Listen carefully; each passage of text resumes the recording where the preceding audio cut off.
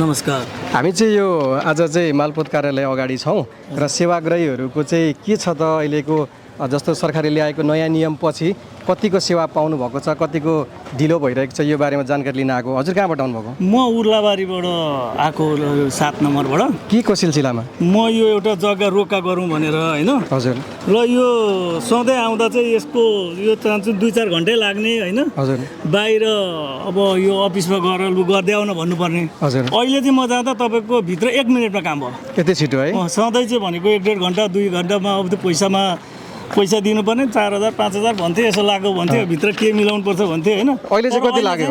चाहन्छु अहिले म गएको 1 मिनटमा काम भयो। कति खर्च लाग्यो? सरकारी राजस्व मात्रै 1 रुपियाँ पैसा पनि लागेन यो निकाल्नलाई। पहिले मैले यही निकाल्नको लागि यहाँ मैले नाम चाहिँ नभनौँ होइन। हजुर।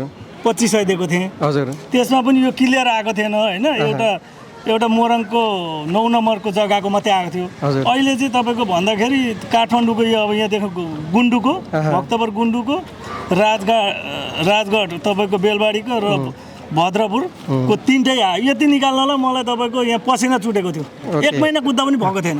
भने चाहिँ भित्रको कर्मचारीहरू चाहिँ कतिको मितव्ययी हुनुहुँदो रहेछ? अहिले यसो हेर्दाखेरि भित्रको कर्मचारी पनि उता जानुहोस् न बाहिर मिलाउनुहोस् भन्नुहुन्थ्यो। अहिले चाहिँ त्यहाँ यसो हेर्दाखेरि त्यो डट पेन यसो कामिरहेको थियो क्या। के हो मैले चाहिँ थको पऱ्यो होइन। डट पेन कामिरहेको थियो, जाने बित्तिकै ठक्क काम छिटो भयो। 1 मिनटमा भयो। के छ यो सरकारले अहिले लिएको कदमलाई हजुरले कसरी व्याख्या गर्नुहुन्छ? के सन्देश दिन चाहनुहुन्छ? यो अहिलेको तपाईँको यो सरकारले यही तरिकाले जानु हो भने अब आउँदो चुनावमा भोट माग्न हिँड्नु पर्दो रहेछ भनेपछि हामीले देख्यौँ। आजको यो काम देखेरै मैले थाहा भयो होइन। तपाईँको यसरी आउँदाखेरि हामीले यहाँ सटरमा जानुपर्ने, चिनेको को छ त्यसलाई भन्नुपर्ने, फन्ड लगाए भन्दैन भन्नुपर्ने। अब त्यो भएन, उहाँ गाउँको त्यो चिनेको मान्छे भन्दैन भन्नु परेन क्या। सिधा गयो, अनुहार हेरेपछि सक्यो। आफैले काम गर्न सक्ने माहौल बनेको रहेछ।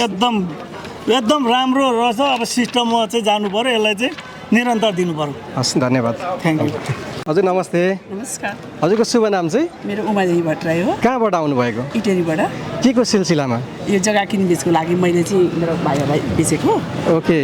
र सरकारले नियम जारी गरेको छ, अब आफै गर्नुपर्छ काम, बिचौलियाहरूलाई लगाउनु हुँदैन, अरूको सहयोग लिनु हुँदैन भनेको छ होइन। हजुर कसरी गर्दै हुनुहुन्छ? म अब आजबाट लागु भएको, म आजै आएको होइन। हजुर। खुसी लाग्छ, आफै गर्न एकदम मन्जुर छु, एकदम खुसी। कतिको सहज लागिरहेछ कि हजुरलाई गाह्रो भइरहेछ कि के छ? पहिला बरु गाह्रो थियो होला, अहिले सहज भइरहेछ। ओके, के भन्नुहुन्छ सरकारले लिएको कदमलाई हजुरले के भन्नुहुन्छ? एकदम सरकारले लिएको कदमलाई म चाहिँ एकदम खुसी साथ स्वीकार्छु एकदम। धन्यवाद। अच्छा नमस्ते। नमस्ते। हजुरको शुभ नाम चाहिँ? मनोज अधिकारी। कहाँबाट आउनुभएको? इटेरी। के को लागि हो? यो किता कार्ड बुढाबुढी बाँड्नलाई। यहाँ यसभन्दा पहिले आउँदाखेरि चाहिँ कसैलाई पक्रेर आउनुपर्ने थियो होइन, कसैको सहयोग लिनुपर्ने थियो। आज कस्तो पाउनुभयो? आज अब उनीहरू भयो सजिलो हुन्थ्यो, अब आफू जाने छैन। किन अलिकति असहज महसुस गर्नुभयो? के अप्ठ्यारो सिकिहालिन्छ, उनीहरू पनि कुन हो र। हजुरको काम चाहिँ भयो कि भएन? आज काम हुँदैछ। हुँदैछ। के रहेछ भित्रको माहौल कस्तो छ? सजिलै छ। कर्मचारीहरू कतिको सहयोगी हुनुहुन्छ? फटाफट भइरहेछ। पहिले यसभन्दा पहिले पनि आउनुभएको थियो? आफूले गर्नु परेको थिएन। हजुर। त्यति थाहा थिएन, बाहिर बसिन्थ्यो, काम सकेर हुन्थ्यो, केही पैसा पनि खर्च हुन्थ्यो। पैसा हुन्थ्यो। अहिले चाहिँ खर्च भएको छैन, काम चाहिँ सहज भइरहेछ। यो सरकारले ल्याएको नयाँ निर्देशिका जुन चाहिँ अनाधिकृत व्यक्तिहरू कार्यालयभित्र जान नदिने भनेर भनेको छ, यसलाई हजुरले के मान्नुहुन्छ? कस्तो लाग्छ हजुरलाई? अब हामीभन्दा जान्ने माथि बसेका छन्। हजुर। उनीहरूले गरेको ठिकै होला। सरकारले गरेको कदमलाई स्वागत छ भन्नुभयो हजुरले? हस्, धन्यवाद। दाइ नमस्ते। नमस्ते। हजुरको शुभ नाम चाहिँ? मेरो जयकुमार कठेत। घर चाहिँ? घर मोरङ। कुन ठाउँबाट आउनुभएको? मोरङ। के को लागि दाइ यो मालपोत कार्यालयमा के को लागि आउनुभएको? यो जग्गा पास गर्न लागि। जग्गा पास गर्न? के छ, कस्तो छ? कसैलाई लिएर आउनु भएको छ कि एक्लै आउनु भएको छ कि के छ? एक्लै आएको। एक्लै आउनुभएको? सरकारले अब एक्लै गर्नुपर्छ, कसैलाई बिचौलियाहरू लगाउनु हुँदैन, अरूको सेवा अरूको माध्यमबाट गर्नु हुँदैन भन्ने नियम ल्याएको छ।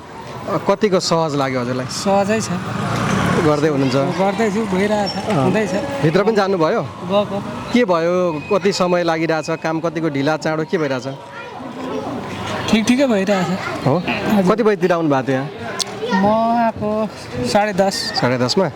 अब तपाईँ काम सकिन लागेको छ? सकिन लाग्यो। के भन्नुहुन्छ यो नयाँ सरकारले ल्याएको नियममा? हजुर एकजना नेपाली नागरिक, सचेत नागरिकको नाताले के भन्नुहुन्छ? ठिकै छ राम्रै छ यतिको भन्छु सबैलाई चाहिँ अब यस्तै सुविधा होस् भन्न चाहन्छु म चाहिँ काम छिट्टो भइरहेछ त्यो हजुर ठिकै भइरहेछ भित्रको कर्मचारीहरू कतिको सहयोगी हुनुहुन्छ सहयोगी नै हुनुहुन्छ पहिले त अलिकति यो मिलेन ऊ मिलेन दुःख दिने पनि हुन्थ्यो नि त्यस्तो केही पाइयो पाइएको छैन अहिलेसम्म चाहिँ ठिकै छ ठिकै छ हस् त